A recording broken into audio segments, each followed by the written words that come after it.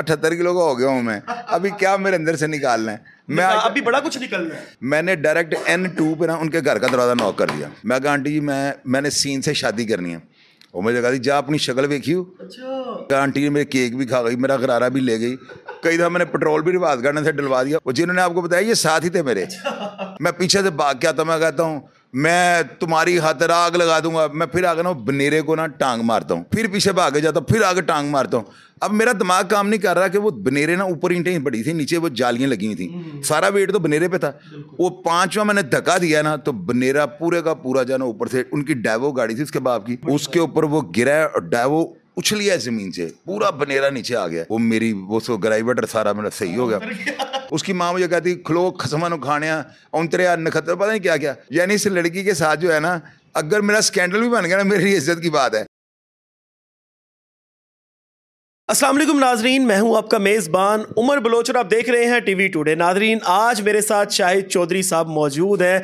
किसी तारुफ के मोहताज नहीं है, हमारी आंखों के सामने होते हैं और हर केस को बड़े अच्छे से जो है वो रिपोर्ट करते हैं, एग्जैक्ट एक एक सबूत के साथ, एक एक प्रूफ के साथ। आज इनसे इनके बारे में बात करेंगे। आज कोई बहुत बड़े हम क्राइम के बारे में बात नहीं करने आए, आज इनकी सेल्फ को आप तक पहुंचाऊंगा कि शाहिद चौधरी साहब एक्चुअली है क्या। इनसे मैं जैसे से सवालात करूंगा कि हो सकता है इनको अपना माजी भी याद आ जाए। इनसे आज बड़ी बातें होने वाली हैं। अस्सलाम वालेकुम। वालेकुम अस्सलाम। शायद भी कैसे हैं? अल्लाह का शुक्र। इतनी अच्छी स्माइल, इतनी प्यारी स्माइल आपके चेहरे पे। स्माइल ये यार, अभी 78 किलो का हो गया हूँ मैं। अभी क्या मेरे अंदर से निकालना है? मैं अभी बड़ा कुछ निकलना है। मैं लोगों को जो है ना, यकीन करें, मुझे सवाल किया, मुझे एक दिन ना वो आ गया वो कि बिलाल बहुत अच्छा भाई है, वो मुझे आ कहता है शाहिद साहब मैंने ना आपका लाइफस्टाइल जो है वो करना है, तो मुझे बताया मैं घर। मैंने कहा यार पहली बात तो घर की प्राइवेसी तो मैं कभी शो नहीं कर सकता हूँ ना, बुरा लगता है बंदा ना कि एक प्रोग्राम के लिए मैं अपने घर ले जाऊँ तो घर का माहौल फिर वो अच्छा नहीं लगता ना। लोग अब ये प्रोफेशनल हो गया है। मैंने बिलाल को मैंने कहा आप आ जाना, वो आया, मैं अंदर ले गया हूँ।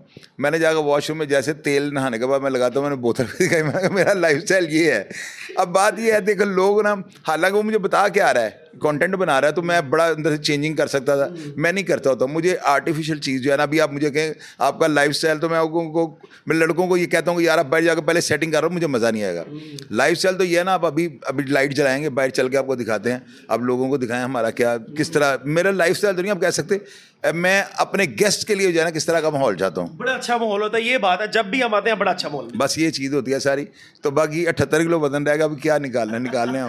नहीं अल्लाह पाक खैर करेगा। आपने 100 किलो पे जाना है? और नहीं अभी कहाँ शुगर हो गई, अभी 100 किलो पे, अभी तो बस यहीं पे कायम रहे। इतना वेट ठीक होता है बंदे के लिए, नॉर्मल बंदे के लिए ठीक होता है वेट के। अच्छा, सबसे पहला जो सवाल है ना शायद भाई, आपने गुस्सा नहीं करना।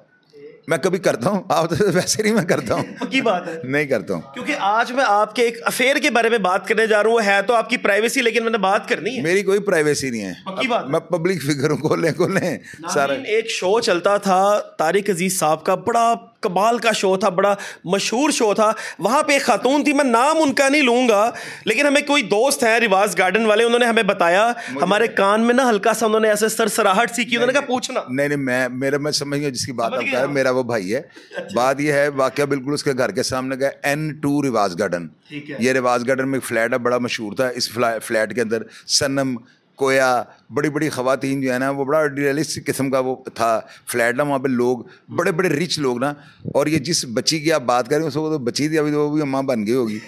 तो वो ना उसके साथ, अच्छा नाजरीन, वो गिफ्ट्स वगैरह देती थी तारिक अजीज शो में। जब कोई जीतता था वो इनामात जो है वो देती थी लोगों को। वो खातून हमारी ना होने वाली, मतलब भाभी कह दो उनको, ना होने वाली। और नहीं, जो मर्जी कह ले, मैंने तो पहले कहा मैं माइंड नहीं करता होता, अच्छा नहीं लगता। देखो माइंड का मतलब क्या होता है, फिर बता दे क्या चक्कर कोई नहीं, मैं आपको बताता हूँ। मैं ना थोड़ा सा ना, यानी कि मचला, नहीं, मैं शर्माऊंगा भी नहीं। बात ऐसी है ना कि वो अल्फाज का चुनाव थोड़ा करना पड़ता है ना। मेरा ना, मुझे शुरू से ना लड़कियां जो है ना वो मुझे अच्छा नहीं समझती थी। ठीक है जी, ये लड़की जो है ना, स्टेप इन पे मैं जाता था, हमारी शॉप ही थी, मेरे दोस्त की थी, सुल्तान साहब की ना स्टेप इन, तो वो भी वीडियोस की शॉप थी ना, ये लड़की वहाँ पे आती थी, और मुझे ना बस वन साइड अच्छी लगती थी कि बड़ी, वो जिस तरह वो एक अदाकारा नहीं, वो कमल, वो ड्रामा, आईना ड्रामा, उनके बड़े, उनके यहाँ पे ना वो होता है लड़कियों के ना, यहाँ पे वो जो हल्का सा होता है ना, तो वो लड़की, हाँ वो लड़की जो है ना, वो अदाकारा कमल, आईना ड्रामा में ना, अभी तो वो भी बूढ़ी हो गई होंगी, वो बिल्कुल उस टाइप के ना, बड़ा अच्छा यानी फेस था, जिस तरह मुसरत नज़ीर साहब का चेहरा होता था। तो मुझे ना वैसे वो लड़की अच्छी लगती थी, जेन्युइनली आपको बता रहा हूँ ना। उसे फिल्में लेने के लिए आना, एक दिन ना मैंने सुल्तान साहब को कहा, मैं ये ऑडियंस को बताऊंगा ज़रा सही बात है, सच्ची, ताकि बच्चे इससे भी कुछ सीखेंगे क्या कह रहे हैं ये ना। उस लड़की ने आगे ना फिल्में वहाँ से मांगी ना 2-3। मैंने अपने दोस्त सुल्तान को कहा, मैंने कहा आप इसे कहना ये फिल्में यहाँ से जो है ना ये रेंट पे गई हैं। उसने वैसे ही कह दिया। तो मैं साथ ही मैंने कहा ये अगर आप ज़रूरी हैं तो मैडम आप मेरे साथ आए, मैं आपको वॉक इन म्यूज़िक से चल के देता हूँ। ये मेरी शॉप थी। अच्छा, उस खातून ने जब मुझे कहती चले फिर मैं अपनी मोटरसाइकिल स्टार्ट की। मेरे पास 70 मोटरसाइकिल होती, गोल मीटर वाली पुराने मॉडल की ना, गुर्र करके मैं आगे आगे पीछे पीछे गाड़ी पे आ रही है और मैं बड़ा हैप्पी हूँ कि लड़की मेरे साथ जा रही है ना, हालांकि वो लदा आ रही है। मैं अपनी शॉप पे आता हूँ, वो तीनों फिल्में निकाल के देता, कहती है ये शॉप आपकी है। मैंने कहा वो भी हमारी है, ये भी बड़े डींगे डूंगे मारी ना। उसके बाद ना उस लड़की को मैंने म्यूज़िक सेंटर का रास्ता बुला दिया। मैंने खुद उसके घर चले जाना, उसकी माँ कहना आपको फिल्में चाहिए नहीं, उसकी माँ ने कहा हाँ। उसकी वालदा ने जतिंदर की, श्रीदेवी की फिल्में बड़ी देखती थी। उन दिनों में तोहफा शोफा ऐसी बड़ी फिल्में आ रही होती ना, तो मैंने डेली ना आना जाना शुरू कर दिया। अब आहिस्ता आहिस्ता जो है ना उस लड़की का मुझे टाइम टेबल पता लगना शुरू हो गया कि ये शो की रिकॉर्डिंग के लिए जाना जाती है 5-6 बजे, रिवाज गार्डन फलां पेट्रोल पंप से ये पेट्रोल डलवाती है और इस तरह ये वापस आती है, बर्गर खाती है मीदे की कैंटीन से एमए कॉलेज के साथ। सारी आपने जनाब रैकी ले, वो पता लग गया ना आना जाना, यानी मैं आना जाना शुरू हुआ। उसकी वालदा में अंदर बिठा लेना। अच्छा खैर ना, अब क्या हुआ, मेरी शादी हो चुकी हुई थी। मैंने ना अपनी वाइफ को ना, एक गुड्डू भाई होते थे उनसे मैंने एक ना लहंगा तैयार करवाया। ये बड़ी मज़े की बात है। ये मेरी वाइफ भी देखेगी ना तो वो कहेगी, वो मुझे कहती होती है अक्सर कि आप बात झूठ नहीं बोलते, लेकिन ऐसी बातें किया ना करें। मैं इसलिए कर देता हूँ, इन बातों में भी कोई लेसन मिल जाता है आपको ना, कि आप टाइम वेस्ट ना करें या इस तरह कोई पैगाम जाएगा। बुरा भी अगर लोग कहते हैं तो कहते नहीं, लेकिन मैं बात आपने सवाल किया ना, मैं अखलाकी जुर्रत बता रहा हूँ आपको। लो जी, मैंने ना वो लहंगा तैयार करवाया तो वो गुड्डू मुझे कहता है यार शाहिद भाई हमारी भाभी फॉरेनर है। मैंने कहा नहीं लोकल है। कहता तो ये तो यानी कि इसमें नीचे भी कपड़े पहनने पड़ेंगे, ये लहंगा। मैंने कहा यार तुम दो। मैंने अपनी बीवी को ले जाकर दे दिया, मेरी वो वाइफ थी। मैंने कहा यार ये कपड़े, कहती मैं कहाँ कैसे पहन सकती हूँ। मैंने कहा यार जब हम टीवी देख रहे होंगे अपने टीवी रूम में तो उस वक्त तुम पहन लिए, वो मेरे सामने पहन लिए तो बाद में चेंज कर लिए। तो वो ना मेरी बीवी इसको नहीं पसंद करती उस कपड़ों को ना, वो कहती कि मैंने नहीं पहनने। उसने वैसे ही वो लहंगा जो था ना उस टाइम पे 4000 रुपये का था, 4,000 का ना, यानी 4000 रुपये आज का समझ लें 1.5 लाख के बराबर है। वो 4000 रुपये मैंने दिया हुआ था उसको, 4200 रुपये का ना। तो मेरी वाइफ ने वैसे ही रख दिया, वो नहीं पहना उससे ना। मैंने वो लहंगा उठाया, मैं उसके घर चला गया। मैंने कहा उसकी माँ को, मैंने कहा मैं इंडिया गया हुआ था तो मैं वहाँ से लहंगा लेके आऊँ, ये ना सीन के लिए, मैं नाम नहीं लेता। तो मैंने कहा ये उनके लिए लेके आऊँ। वो मैंने लहंगा दे दिया। उसकी वालदा कहती थी बेटे आपने ऐसा करें, और मैंने कहा नहीं आंटी मैं ये बड़ा डिंगे मार रहा था ना, कभी मैं केक ले जाना बेटैमी सालगिरह का, इस तरह करके मैं फ्री होना शुरू हो गया। अभी मुझे किसी ने ना वहाँ पे स्टेपनी म्यूजिक सेंटर में मेरा चेदा लगाना शुरू कर दिया कि चोई साहब तुम जिधर पीछे फिर रहे हो 2 टके दी फलान टंगा, झूठ सच। मैंने बस एक दिन ना ग्राइवेटर नौने हाल जो है ना ज़्यादा पी लिया। वो आपको पता है बच्चों के लिए होता है, बड़े पिए तो नुकसानदेह होता है। और मुझे ना मेरी तबीयत जो है ना गैर हो गई, मैं उनके घर चला गया। आप यकीन नहीं कीजिएगा, लोग भी हंसेंगे इस बात पे, मैंने डायरेक्ट N2 पे ना उनके घर का दरवाज़ा नॉक कर दिया।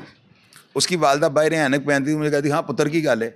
मैंने कहा आंटी दरवाज़ा खोलो, क्योंकि मुझे कहा गया था कि यहाँ पर ना उसी शो के दौरान ना एक बंदा था जो ड्रम बजाता था। उसका नाम मैं नहीं लूँगा, उसका नाम लिया तो फिर इसका भी ले देना चाहिए। वो ड्रमिस्ट जो था ना उसके पास यानी वाइट कलर का कैरी डब्बा था, वो डब्बा बाहर खड़ा था। मुझे कहते थे कि वो उसके साथ उसकी फ्रेंडशिप है, तो तानो तो माल खा रही, ये कर रही, वो कर रही।